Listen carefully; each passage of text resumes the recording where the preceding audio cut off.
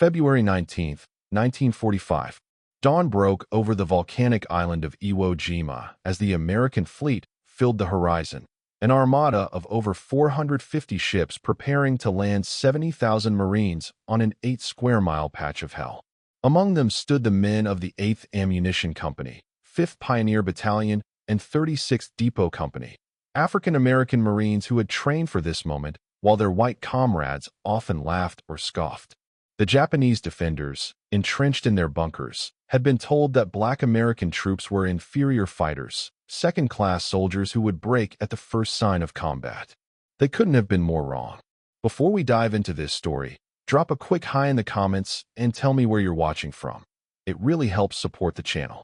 This is the untold story of how Black Marines would prove their worth on one of the bloodiest battlefields of the Pacific War, forever changing perceptions through actions that would echo across military history. Lieutenant Colonel Jasper Henderson of the 5th Marine Division Intelligence Section watched through binoculars as the first landing craft approached the black volcanic beaches. The preliminary bombardment had just lifted, and an eerie silence hung over the island. His stomach knotted with tension, not just from the impending battle, but from doubt about some of the units under his command. "Sir, the first waves are hitting the beach now," his aide, Lieutenant Paul Wilson, reported. Henderson nodded grimly. "And the ammunition companies?" "The 8th is scheduled in the 5th wave, sir. About 40 minutes from now." Henderson frowned. The 8th Ammunition Company was one of the few all-black units in the Marine Corps, commanded by white officers but staffed by African-American enlisted men. He'd seen their training reports, excellent efficiency ratings, but untested in combat. Some of his fellow officers had expressed serious reservations. "The men need ammunition to fight," Henderson said quietly. "Let's hope they can deliver under fire." 5 miles away on the USS Rankin, Sergeant Curtis Jackson of the 8th Ammunition Company checked his gear one final time. Around him, 36 black Marines did the same, their faces set with determination. Jackson had joined the Marines in 1942, right after they'd finally opened their ranks to African Americans for the first time since the American Revolution. "Listen up," Jackson called over the din of distant naval guns. "We've trained for this. We know our job. Get the ammo to the line companies. Keep it flowing. No matter what happens on that beach, we keep moving." Private First Class Henry Williams nodded, but his hands trembled slightly as he adjusted his helmet. "Sarge, you hear what the white boy's been saying? That we're just here to haul their bullets." Jackson's expression hardened. "Then we haul those bullets better than anyone's ever hauled bullets before. We do our job so well they can't ignore it. That's how we win 2 fights at once." Captain Robert Thompson, their white company commander, approached. 2 minutes, Sergeant Jackson. "Your men ready?" "Yes, sir. 8th Ammo Company is ready to deliver, sir." Thompson studied the men's faces. Unlike some officers, he'd come to respect these Marines during their training. "Remember your intervals on the beach. The Japanese will target supply groups. Keep moving and stay spread out." As their landing craft approached the shore, Japanese mortar rounds began splashing in the water around them. The naval bombardment had failed to neutralize many of the defensive positions. Lieutenant General Tadamaki Kurabayashi, commander of the Japanese garrison, had prepared well, building an intricate network of bunkers, tunnels, and gun positions throughout the island. In his command bunker near Mount Suribachi, Kurabayashi studied the American landing through reports from his forward observers. "The Americans are landing as expected," his aide, Captain Uweo Nakamura, reported. "Their 5th wave appears to include supply units." Kurabayashi nodded. "Target them. Disrupt their ammunition flow." "Sir," Nakamura hesitated. "Our intelligence indicates some of these supply units are composed of their Negro troops." A thin smile crossed Kurabayashi's face. "Even better. American propaganda says they are treating these men as equals, but we know the truth. Their Negro soldiers are poorly trained and will break under pressure. Target them heavily." Back at the approaching landing craft, the men of the 8th Ammunition Company could now see the beach clearly. Black sand littered with disabled vehicles and fallen Marines. The acrid smell of cordite filled the air, and the thunderous cacophony of battle surrounded them. "Hit the beach running," Jackson ordered as their craft ground against the volcanic sand. "Remember your training. The ramp dropped, and instantly the world exploded around them. Mortar rounds crashed nearby, sending plumes of black sand skyward. Machine gun fire stitched across the beach. Private Williams froze momentarily at the sight of a mangled body half buried in the sand. "Move, Williams," Jackson shouted, shoving him forward. "Stay with me." The Black Marines sprinted across the exposed beach, each man carrying up to 100 pounds of ammunition. They had trained for this moment at Camp Lejeune and Montfort Point, often under the skeptical eyes of white officers who doubted they could perform under pressure. Now they moved with precision born of endless drills, maintaining their intervals despite the chaos. Captain Thompson watched with a mixture of pride and concern as his men established their first ammunition distribution point 75 yards inland. Despite 3 casualties already, they were setting up with remarkable efficiency. "Sir," a white lieutenant from a rifle company approached, desperation in his voice. "We're pinned down on the left flank, running critically low on ammunition." Thompson turned to Jackson. "Sergeant, can you get a team through to support Baker Company?" Jackson nodded without hesitation. "Williams, Rodriguez, Cooper, Taylor, with me. 2 boxes, each of .30 caliber, and grenades." Private Williams swallowed hard but grabbed the ammunition boxes. The 5 Black Marines began moving laterally across the beach toward the pinned-down rifle company, exposing themselves to enfilade fire from Japanese positions on Mount Suribachi. On a ridge 400 yards away, Japanese Sergeant Toshiro Yamada adjusted his sights on the moving Americans. "Look there," he told his spotter. "The Black Americans are bringing ammunition." His spotter, Private Hiroshi Tanaka, studied them through binoculars. They were right. The Americans are using their Negro troops as pack mules. Yamada lined up his shot. They won't make it 50 meters. The Japanese had been briefed extensively on American racial divisions. Imperial propaganda emphasized that the Americans couldn't possibly win because their multiracial army lacked the purity and unity of the Japanese forces. They had been particularly dismissive of Black American troops, considering them inferior fighters based on racist intelligence reports. As Yamada fired, the round kicked up sand at Williams' feet. The young Marine flinched but kept moving, following Jackson's zigzagging path toward the stranded rifle company. "Keep moving," Jackson shouted as mortar rounds began walking toward their position. "They've spotted us." In a nearby shell hole, Lieutenant Michael Reynolds of Baker Company watched in disbelief as the Black Marines approached through heavy fire. "My God," he muttered to his radio man. "They're actually going to make it." His company had been pinned down for nearly an hour, casualties mounting as their ammunition dwindled. Reynolds had nearly given up hope when he spotted Jackson's team approaching. When the 5 Marines finally slid into the relative safety of the shell hole, Reynolds couldn't hide his surprise. "Sergeant, I didn't think anyone could get through that fire." Jackson didn't waste time on pleasantries. "Where do you need these supplies distributed, sir?" Reynolds stared for a moment, then recovered his composure. "We've got 3 machine gun positions to the north, all running low, and the bar teams need ammo desperately." "We'll handle it," Jackson replied. "Williams, take the .30 cal to the machine guns. Cooper, Rodriguez, distribute grenades along the line. Taylor, with me for the bar teams." Reynolds watched as the Black Marines moved out efficiently, crawling from position to position under continued enemy fire. He'd heard all the usual comments about the Black Marine units, that they were only good for labor, that they couldn't be trusted in combat. What he was witnessing directly contradicted everything he'd been told. By mid-afternoon, the beachhead was secured, but at a terrible cost. The Marines had suffered over 2,000 casualties already. The 8th Ammunition Company had lost 7 men, but had established 5 distribution points across the landing zone, keeping a steady flow of ammunition moving to the frontline companies. At the command post, Lieutenant Colonel Henderson received reports from the beach. "Sir," his intelligence officer reported, "the ammunition is flowing smoothly to all sectors. The 8th Company has performed admirably under heavy fire." Henderson's expression remained neutral, but inwardly he felt a mixture of surprise and embarrassment for his earlier doubts. "Casualties? 7 dead, 16 wounded, but they're still operational at 80% capacity." Henderson nodded slowly. "Send word to Captain Thompson. Tell him his men have done well." As night fell over Iwo Jima, the Japanese regrouped for counterattacks. In his bunker, General Kurabayashi received disturbing reports. The American supply lines are functioning effectively, Captain Nakamura admitted reluctantly. Their Negro troops maintained ammunition distribution despite our targeting. Kurabayashi frowned. The reports about their fighting capability were wrong. It appears so, General. They showed unexpected discipline and courage. The general considered this information carefully. Adjust our strategy. We must disrupt their supply operations at all costs, regardless of which troops are manning them.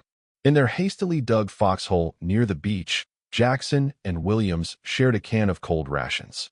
We made it through day one, Williams said quietly. Jackson nodded. Just the beginning, though. Tomorrow will be harder. Did you see how that lieutenant looked at us? Like he couldn't believe his eyes. That's why we're here, Williams. Not just to fight the Japanese. Williams was silent for a moment. My daddy tried to join the Marines in the last war. They turned him away at the door, told him Marines don't come in his color. Things change, Jackson said. Slowly, but they change.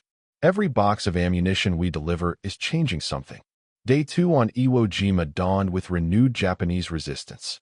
The Marines pushed inland, but progress was measured in yards, each one paid for in blood. The Black Marines of the 8th Ammunition Company established forward supply points, often under direct fire. Captain Robert Thompson moved between his dispersed teams, coordinating resupply efforts. He found Sergeant Jackson's team supporting a particularly hot sector near an area already being called the meat grinder. Jackson, Thompson called as he slid into their position. Division needs 3 more distribution points established before noon. Jackson wiped sweat from his face. We can do it, sir, but we're down to 23 effective. Need some help with the heavy lifting. Thompson nodded. I've got 15 replacements landing within the hour. Replacements or reinforcements, sir? Jackson asked pointedly. Thompson understood the distinction. Replacements would be other Black Marines from the segregated units. Reinforcements might mean integration with White Marines. Both, Thompson answered, surprising Jackson. 10 men from the 36th Depot Company and 5 White Marines from Division Supply. Jackson's eyebrows rose slightly. Mixed teams, sir. This isn't Camp Lejeune, Sergeant. This is Iwo Jima. We do what works. Nearby, a Japanese barrage began falling, and both men pressed themselves against the ground. When the shelling subsided, Thompson continued. The rifle companies have been talking. Words spreading about your men running ammunition through heavy fire yesterday. Jackson didn't respond immediately. Finally, he said, just doing our job, sir. Well, keep doing it, Thompson replied. It's making a difference, in more ways than one. By mid-morning, the mixed teams of Black and White Marines were working together, establishing ammunition supply points across the American line. Initial awkwardness quickly gave way to professional cooperation as the shared danger erased color lines. Private Williams found himself working alongside Private First Class David Sullivan, a White Marine from Georgia. They crawled forward together, dragging a crate of mortar shells to a besieged platoon. You boys trained special for this? Sullivan asked between breaths as they pulled the heavy crate through the volcanic ash. Williams glanced at him, unsure if the question was sincere or mocking. Montford Point. Same training as Lejeune, just separate. Sullivan nodded, straining against the weight of the ammunition. Well, I'm damn glad they trained you good. Baker Company would have been wiped out yesterday if you hadn't gotten through. Before Williams could respond, a Japanese machine gun opened up, sending both Marines diving for cover behind a blasted tree stump. Sullivan peered carefully around the edge. Bunker, about 50 yards up. They've got the whole approach zeroed. Williams studied the terrain. We go around. We're exposed for too long. Sullivan looked at the ammunition box, then at the distant Marine position they were trying to reach. Those boys need these shells. For a moment, both men sat in silence, the same thought occurring to them simultaneously. Sullivan finally spoke. One of us provides covering fire, the other makes a dash with the ammo. Williams nodded. I'm faster. You cover. Sullivan hesitated only briefly, then handed Williams his rifle. Take mine too. More firepower when you get there. Ready? Williams asked, securing both weapons. On 3, Sullivan confirmed, positioning himself with his remaining sidearm. 1, 2, 3. Sullivan began firing at the Japanese position as Williams sprinted forward, dragging the ammunition crate. The Japanese gunners immediately shifted their fire toward the running Marine. Williams zigzagged across 30 yards of open ground before diving into a shell crater, the precious ammunition intact. From his position, Sullivan watched with a mixture of admiration and worry. Williams had another 20 yards to go to reach friendly lines. Drawing a deep breath, Sullivan broke from cover, firing wildly at the Japanese position to draw their attention back to him. The distraction worked. As Japanese bullets followed Sullivan, Williams made his final dash, practically falling into the Marine position with the ammunition crate. Corporal Michael Donovan of the mortar squad stared in surprise at the exhausted black Marine who had just delivered their desperately needed ammunition. "Where the hell did you come from?" Donovan asked. Williams was already setting up the mortar rounds. 8th Ammo Company. "Your shells, Corporal." Donovan looked past Williams to where Sullivan was still pinned down. "Your buddy's trapped out there." Williams nodded grimly. "Not for long. Get these mortars firing." Within minutes, the Marine position was lobbing shells at the Japanese bunker, suppressing its fire enough for Sullivan to make a dash to safety. When he finally tumbled into the position, Sullivan clapped Williams on the shoulder. "Hell of a run, Marine." Donovan watched this interaction with a thoughtful expression. Like many white Marines, he'd arrived on Iwo Jima with certain preconceptions about the black service members. Seeing Williams and Sullivan risk their lives for each other was forcing a reconsideration.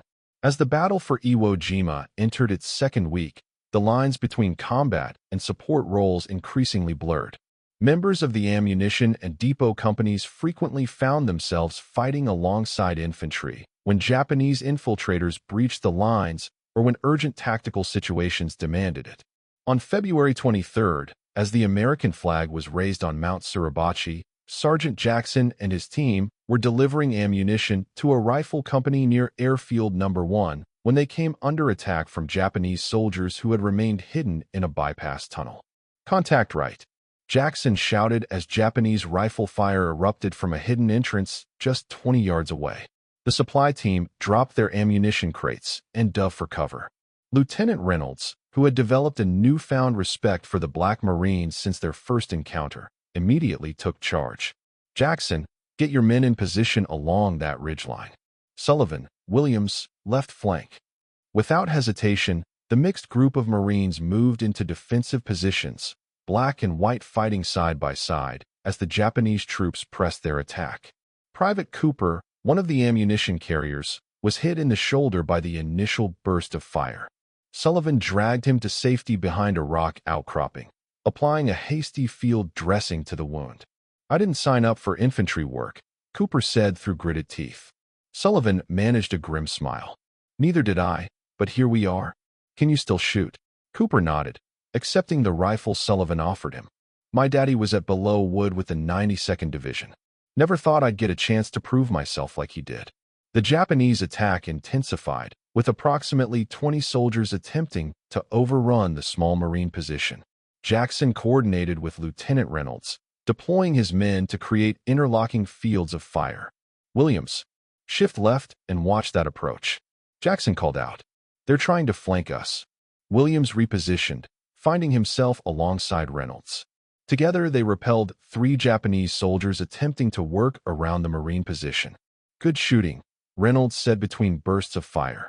Williams reloaded his rifle. "Camp Montford points, sir. Marksmanship was the one thing they let us excel at." Reynolds gave him a curious look.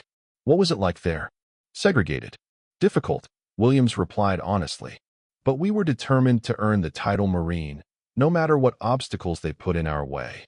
Further conversation was cut short as the Japanese launched a final, desperate charge. The Marines held their position, their combined firepower cutting down the attacking force. When the brief, intense firefight ended, all of the Japanese soldiers lay dead or wounded, while the Marine position had suffered only 3 injuries. Reynolds surveyed the aftermath, then turned to Jackson. "Sergeant, get your wounded to the aid station." "Well done, all of you." As the black and white Marines gathered their equipment and prepared to move out, Reynolds added, I'll be including this action in my report to battalion. Jackson nodded. Thank you, sir, but we need to complete our ammunition delivery first. Reynolds smiled slightly. Of course you do, Sergeant. The battle for Iwo Jima continued for another month, becoming one of the bloodiest engagements in Marine Corps history. By the time the island was declared secure on March 26th, nearly 7,000 Americans had died and another 20,000 were wounded. Japanese losses were even more staggering. Of the 22,000 defenders, only 216 were taken prisoner. The rest fought to the death. Throughout this brutal campaign, the Black Marines of the 8th Ammunition Company, 5th Pioneer Battalion, and 36th Depot Company performed their duties with distinction. Their casualty rate matched that of many frontline units, a testament to the dangers they faced in keeping the ammunition flowing to combat elements. In his command bunker, now surrounded by American forces, General Kurabayashi prepared for his final stand. Before destroying his papers, he made a final entry in his journal, reflecting on the battle. The Americans have displayed unexpected resilience, he wrote. Their diversity, which we believed would be their weakness, has instead become a source of strength. Their Negro soldiers, whom our intelligence dismissed as inferior, have fought with courage equal to any other. Perhaps we have underestimated the power of a nation that can forge unity from such differences. Hours later, Kurabayashi led his final counterattack, dying somewhere on the northern end of the island. His body was never identified. As the fighting on Iwo Jima wound down, recognition of the Black Marines' contributions began to emerge, albeit slowly and incompletely. Lieutenant Colonel Henderson, initially skeptical of their combat effectiveness, had completely reversed his position. The performance of the ammunition and depot companies has been exemplary, he wrote in his after-action report. Under constant enemy fire, these units maintained supply lines that were critical to our success. Their actions directly contributed to victory and saved countless Marine lives. Captain Thompson received a Bronze Star for his leadership of the 8th Ammunition Company. When presented with the medal, he insisted that Sergeant Jackson and several other men from his company attend the ceremony. This recognition belongs to my men, Thompson said afterward. They performed above and beyond expectations in the face of dual challenges, enemy fire, and the burden of proving themselves in a corps that wasn't always welcoming. Sergeant Jackson received a Silver Star for his actions during the Japanese tunnel attack, becoming one of the few Black Marines to receive such recognition during World War II. Private Williams was awarded a Bronze Star for his ammunition delivery under fire. After the battle, as Marines prepared to leave the island, Lieutenant Reynolds sought out Williams.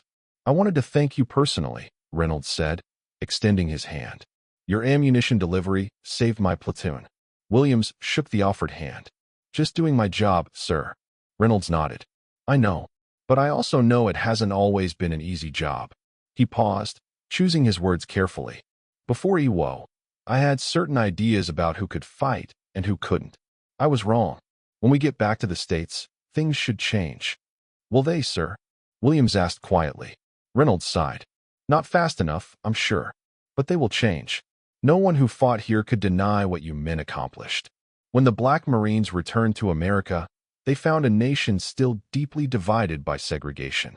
The Marine Corps remained officially segregated until 1949, when President Truman's Executive Order 9981 finally ended the practice throughout the armed forces.